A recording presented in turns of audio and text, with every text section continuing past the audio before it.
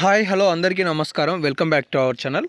తెలంగాణ రాష్ట్రంలో రైతు భరోసా పంట పెట్టుబడి సాయం నిధులకి సంబంధించి ప్రభుత్వం ఇప్పటి వరకు ఎన్ని ఎకరాలకి ఈ నిధులని జమ చేయడం జరిగింది?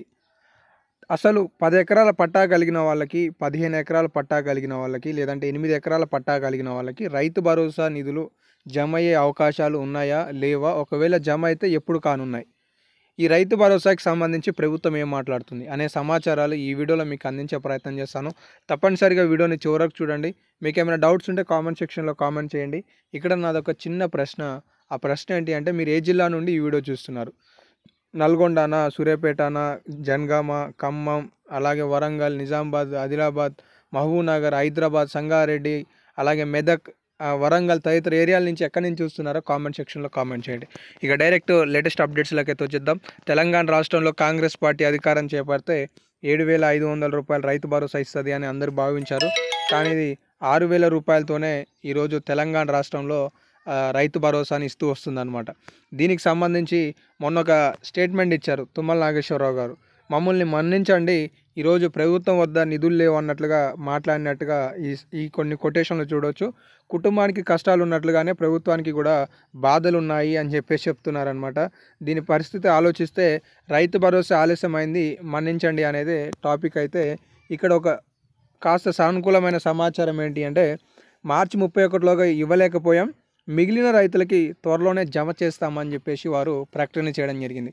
మరి ఈ మిగిలిన రైతులలో 10 ఎకరాల వాళ్ళు ఉన్నారా, 15 ఎకరాల వాళ్ళు ఉన్నారా లేరా అనేది చాలామందిలో ఆందోళన ఉన్నది. దీనికి సంబంధించి మనం మాట్లాడుకున్నట్లయితే, తెలంగాణ రాష్ట్రంలో కాంగ్రెస్ పార్టీ అధికారం చేపడితే 7,500 రూపాయలు ఇస్తుంది. కానీ అది 5 ఎకరాలకే ఇస్తుంది అని మొదట అందరూ కూడా భావించారు. కానీ ఒక సబ్ కమిటీని నియమించడం, సబ్ కమిటీ ఇచ్చిన నివేదిక ఆధారంగా ఈరోజు తెలంగాణ రాష్ట్రంలో సాగయ్యే ప్రతి పంటకి కూడా మీకు 10 ఎకరాల పట్టా కలిగి ఉంటే అందులో 10 ఎకరాలు సాగు చేస్తే మీకు రైతు భరోసా వస్తుంది. లేకపోతే పంట సాగు కాకపోతే రాదు అనేది గమనించాలి.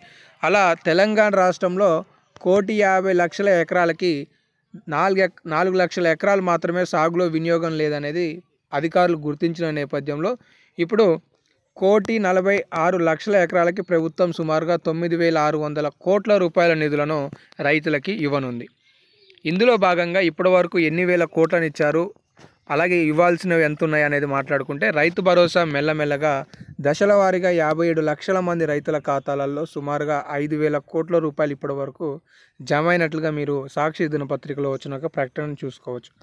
మరో 13 లక్షల మందికి 4,000 కోట్ల మేర పెండింగ్, 4,000 కోట్ల రూపాయలను ప్రభుత్వం పెండింగ్లో ఉంచినట్లుగా తెలుస్తుంది. మరి దానికి గల కారణాలు ఏంటివి అనేది ఈరోజు కొన్ని అంశాలలో మనకు అర్థమవుతుంది.